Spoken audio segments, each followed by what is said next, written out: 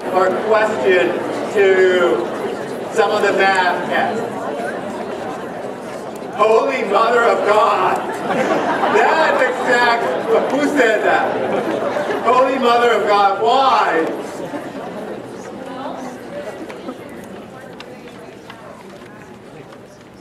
Because integers, as we said, integers not until 5th grade. Okay? So you see the level of rigor. You see the level of rigor that has increased. I will tell you that that's a new one. Holy Mother of God. But it's so appropriate to ensure. Because everywhere it's like, the reaction I get from both the math and the ELA is from, wow. Wow. But you know what? But remember, our kids can do this. It's just because we haven't taught them. We haven't taught them to do it this way. So once we begin, these kids will be able. And I predict that the Common Core and these assessments will bring back the joy of teaching in our classroom. I predict, because it's just like you are, for more time, it's much teaching like the way we probably want to teach, with authentic tests, real life, going deeper, just focusing on a couple of ideas. I saw a question here.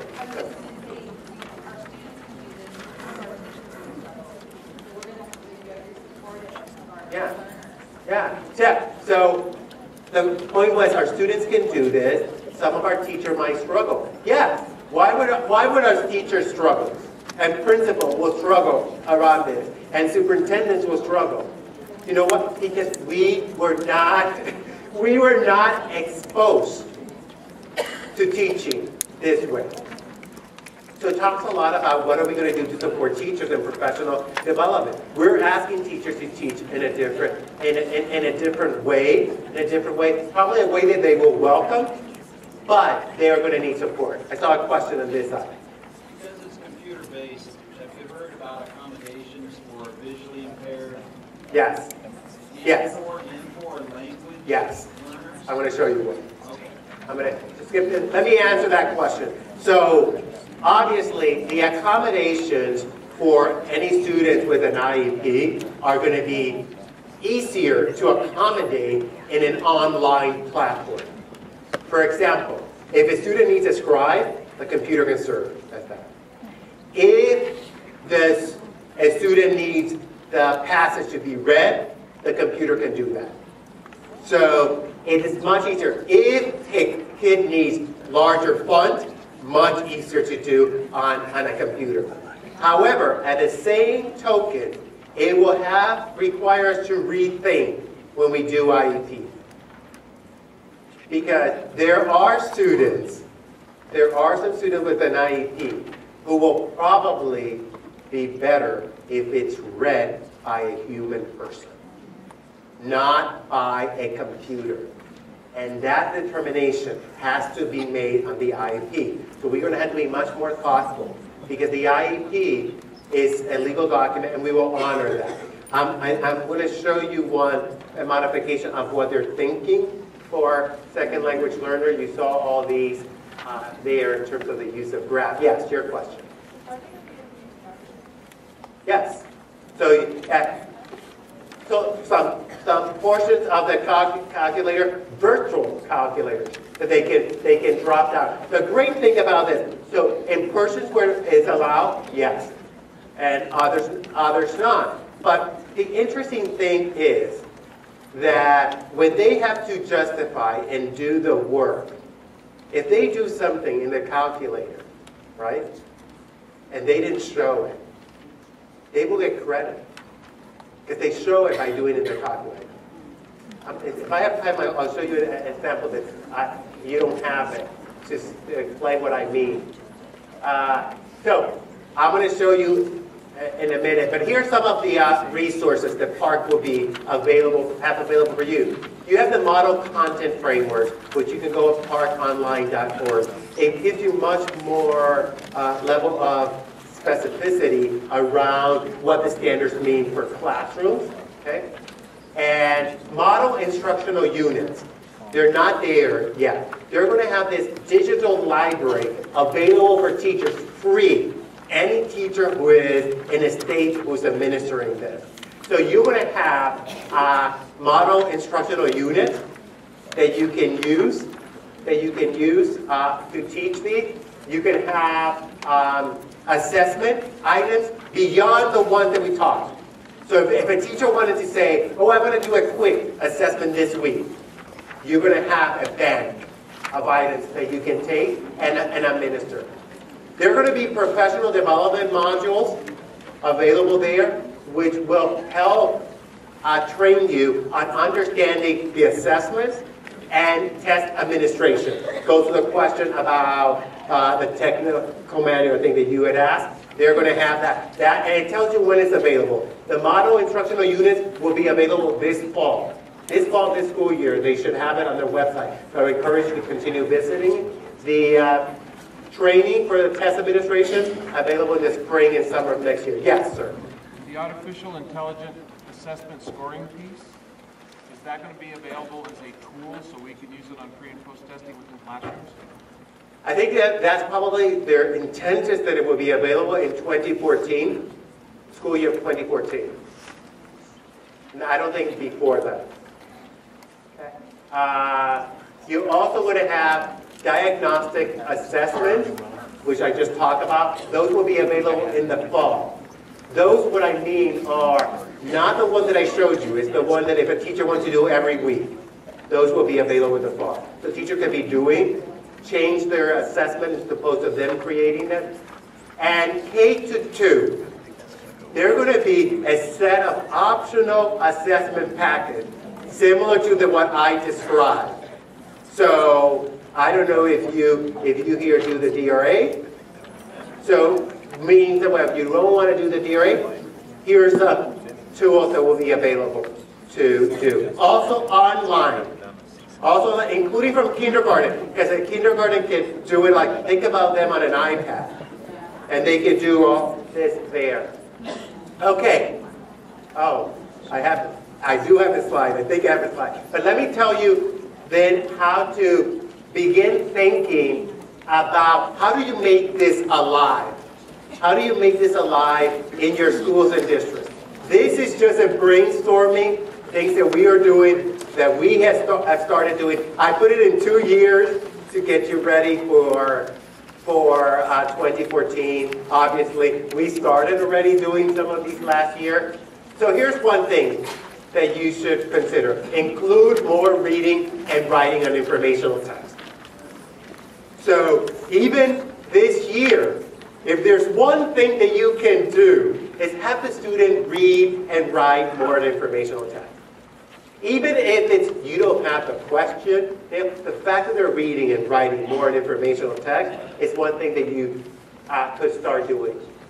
Establish genre knowledge of the three types of the three genre knowledge. So like what I would say is begin teaching the three genres.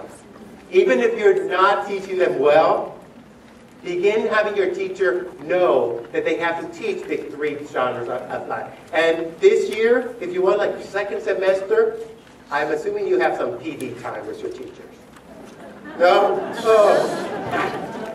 I was making the assumption, I shouldn't say this because when I was in DPS, I worked really hard and worked with our labor partners, to try to get release time for our teachers, and we increased the amount of PD time. So sorry, because you're so good, your teachers are so good. Yeah, we don't have much in, well, no, actually in LA, there's PD bag time every Tuesday. But one of the things I was going to say, if you have any time, like second semester, that they begin, have them focus PD on how do we teach either informational reading or writing or argument. Don't do narrative. They already know how to do that, but I would do some PD second semester so that they can start incorporating for next year. And you'll hear more about it this afternoon from great experts who can help really support you in terms of that. Collect student work. Collect student work and writing sample from each grade level that illustrate this genre proficiency. What I would suggest to you, when I talk about Appendix B, there's Appendix C. There's Appendix C, which is a great resource too in the English language art. What it does is gives you sample of student writing that is aligned to the Common Core, that meets the Common Core standard by grade level. So if you want to look what an argument in kindergarten should look like, you can see this is a anchor paper that has met standard. So you have it for all grades in different genres. So it is great to take those and have teachers compare to some of the work that they're getting. Remember that when you see that, when you see those, there will be a wide range. Some of them will say, is that meeting proficiency? Oh no, that's too low. But it is at least minimally meeting proficiency, and others based on the task. And some of them are doing on demand, but I would use that.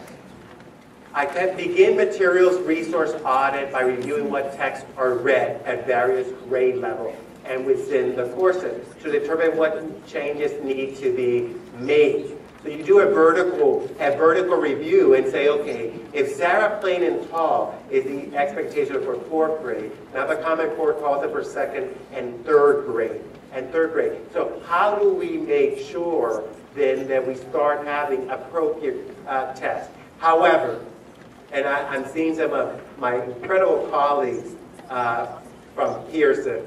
Oh, they went probably to a session like Janet and Linda, who are amazing in literacy. But I will tell you, here's my position. And you have really good readers, as your scores show, based on your state test. Based on your state test. Good readers.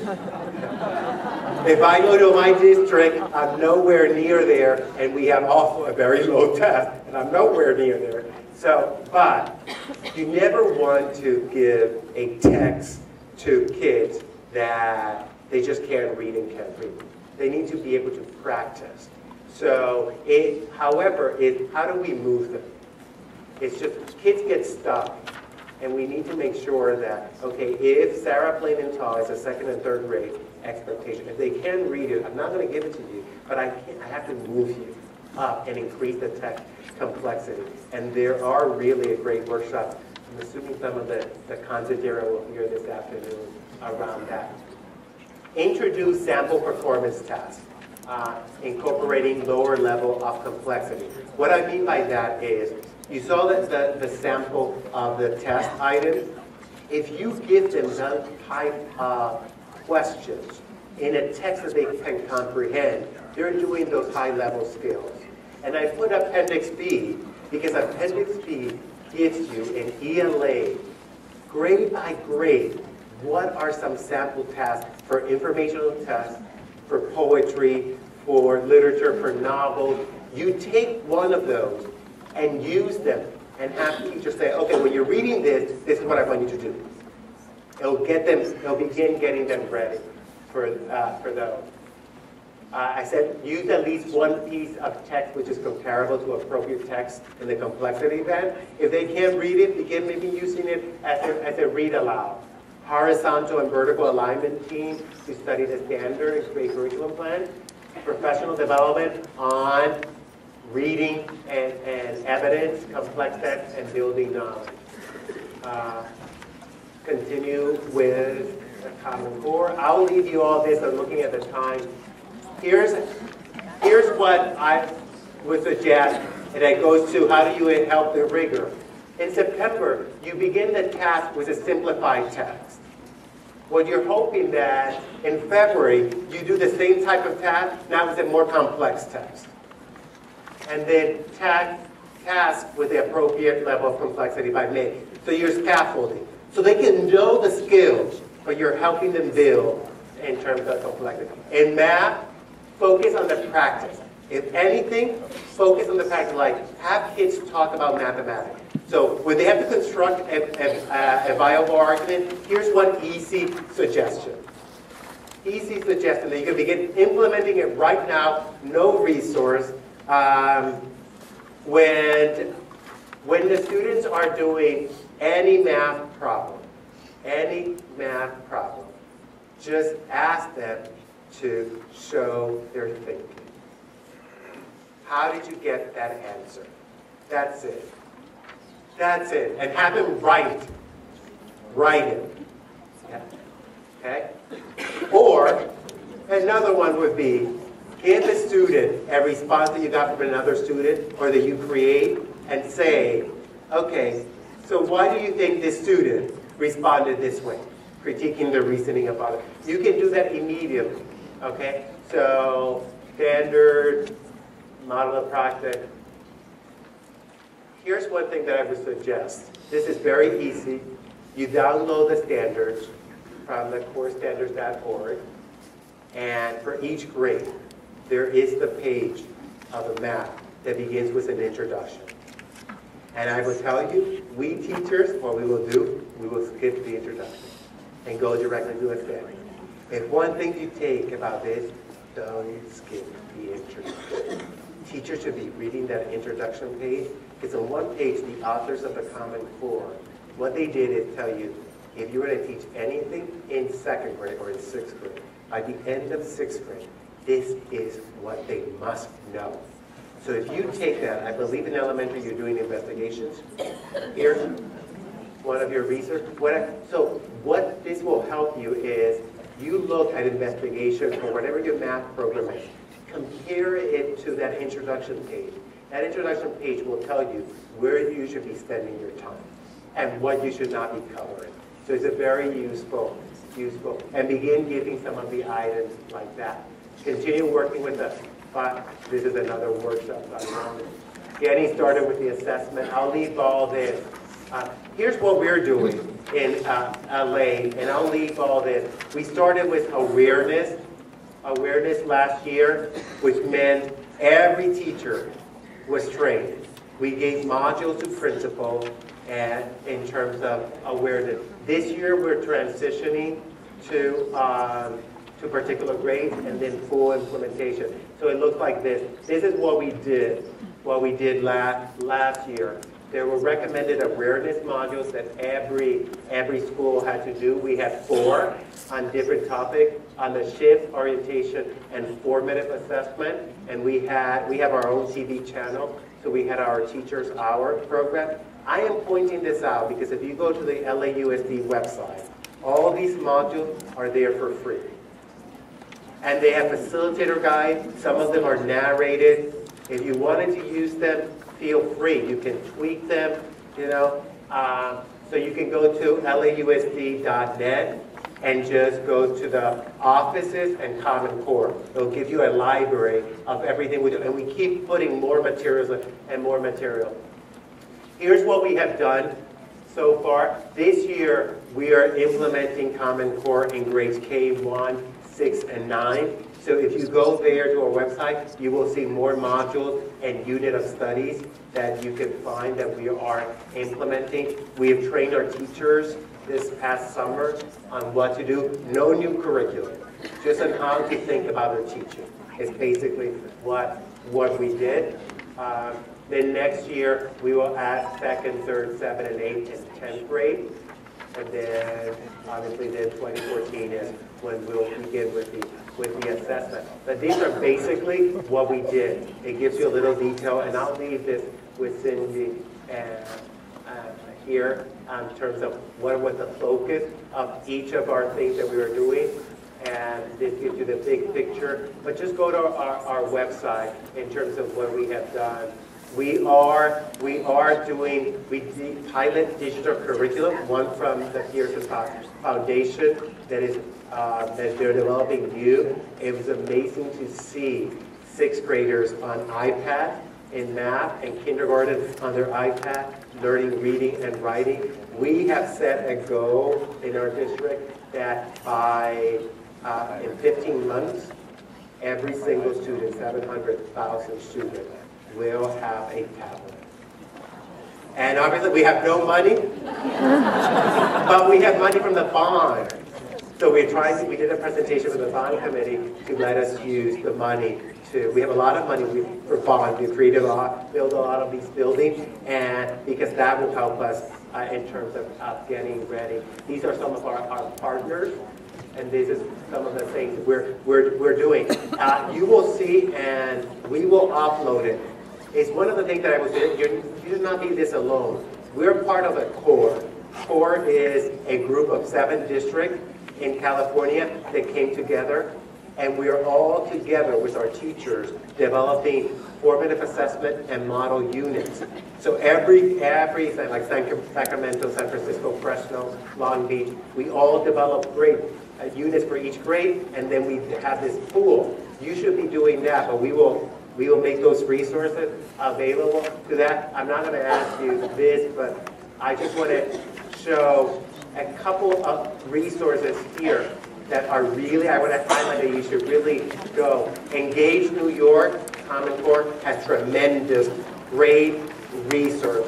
Student Achievement Partner, great. And then there is the Council of Great City School has developed parent roadmaps for Common Core in English and in Spanish. Great specific, unbelievable to begin communicating for parents.